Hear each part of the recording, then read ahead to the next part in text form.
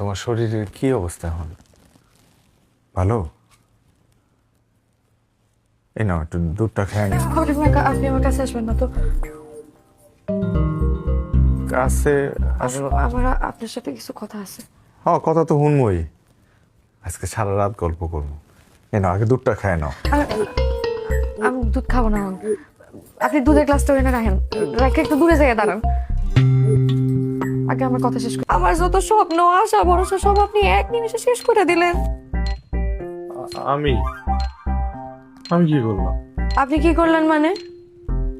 নিজের বিয়ার ব্যাপারে বোঝার বয়স হওয়ার পর থেকে আমার খালি একটা স্বপ্নই আছিল, আমার স্বপ্নের পুরুষ সারে দেখলে আমার হার্টে কম্পন শুরু হইব, যার সাথে আমার শাহরুখ খান আর কাজলের মতন প্রেমের সম্পর্ক হইব। আর আমার আব্বা আমাদের দুজনের সম্পর্কের মাঝে দেয়াল হইয়া দাঁড়াইব। সেই দেয়াল ভাঙ্গা আমার স্বপ্নের পুরুষ আমার দিলওয়ালে দিলহানিয়া রেজায়েঙ্গের মতো সিনাইয়া নিয়ে আসবো। আপনি আমার সব স্বপ্ন এক নিমিষে শেষ করে দিলেন। প্লিজ আপনি হাসবেন না তো, আমি কিন্তু সিরিয়াসলি কইতেছি। আপনারা আমার দুই চোখে সহ্য হইতেছে না, মনটা চাইতেছে নিজের গলায় নিজের ছুরি মাইরা এখনই মইরা চাই।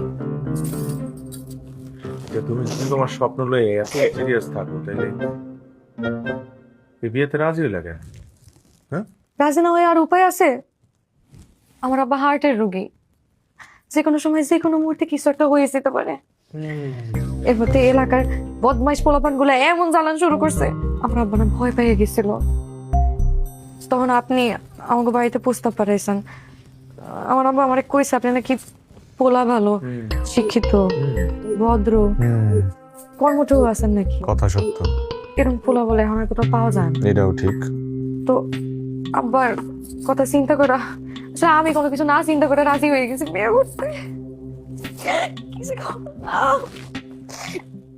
আচ্ছা, আজকে তো আমাকে বাসর রাইতে, এখন বাসর ঘর থেকে যদি বাইরের মানুষজন শব্দ শুনেছে বউ কানতাছে, নতুন বউ কানতাছে, এটা কেমন লাগবো? কি করবো মানছে? কান্নাটা থামাও, আল্লাহর রাস্তায় কান্নাটা থামাও।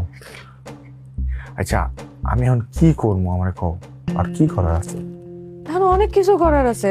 যেমন? দেখেন আমি জানি আপনার সাথে যেহেতু আমার বিয়ে হয়ে গেছে, এখন সারা জীবন আপনারা আমার স্বামী মাইনা থাকতে হইব, কিন্তু আমার একটা শর্ত আছে। আপনারা দেখে যতদিন পর্যন্ত আমার হার্টে কম্পন না হইব